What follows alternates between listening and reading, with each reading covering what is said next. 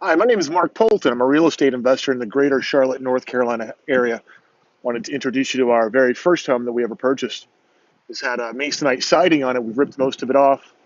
We were able to dumpster dive this house wrap out of uh, out of some new construction developments. We'll finish putting this on once we do some upgraded of windows.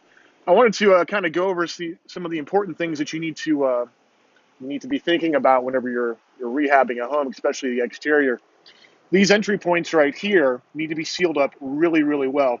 Most homes, these electrical disconnect boxes are not sealed well. They're certainly not caulked. And what happens is water gets behind there, and after about a decade, it'll start to rot everything within that wall.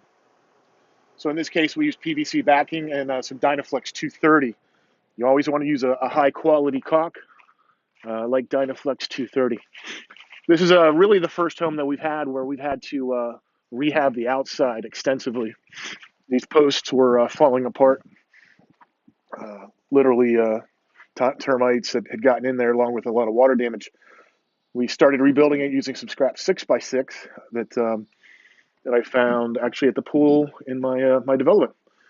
We were able to put these back together, and once we get them painted, should be good to go. We're expecting some new vinyl siding in this week. Not actually put a whole bunch of it up in my lifetime, so it's going to be quite interesting. This is a 4-bedroom, 2.5 bath. It has a formal living room and a dining room. Yes, there's a lot of stuff in here. This is a construction zone. First floor has new windows. Second floor is getting new windows soon. When we got this house back, it was absolutely trashed. Here's the fridge. They just ripped the door off, or the door handle off, and it is what it is. This is actually going to go out into the garage and be a second refrigerator. We have some white appliances that my buddy had sold us. He may have even given it to us, and it's working out well. We do have to get a stove, but we just got the dishwasher in and the microwave in. We're testing that out. Spent way too much money originally putting an Italian porcelain tile. It has held up quite well. Did take a lot to get the grout to come back. Real wood fireplace. Still have some work to do. This deck is trashed. We're going to probably end up replacing quite a bit of it. Hopefully we can dumpster dive much of that. It does have a 2-car garage, which is really, really nice, though it's a little awkward. We'll be finishing up in here. Kind of go over the bedrooms, kind of the materials we use. So this is a laminate flooring material.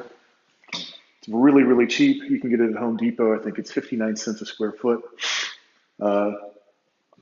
We obviously suggest that you put down new baseboards. They're very, very cheap. It makes for a really good look. We do it in all the rooms. Basically the same type of flooring.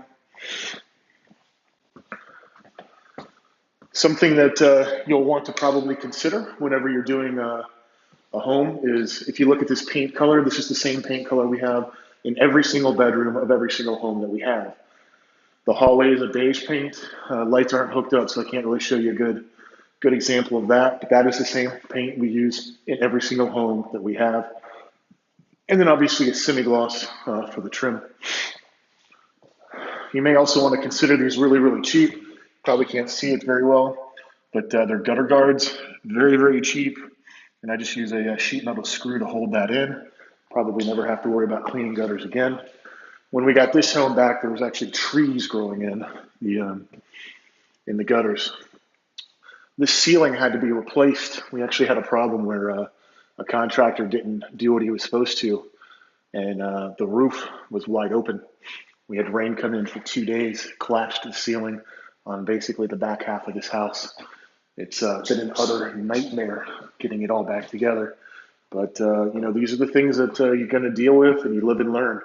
So anyways, if you have any questions, just leave a comment below, and I'll be more than happy to answer.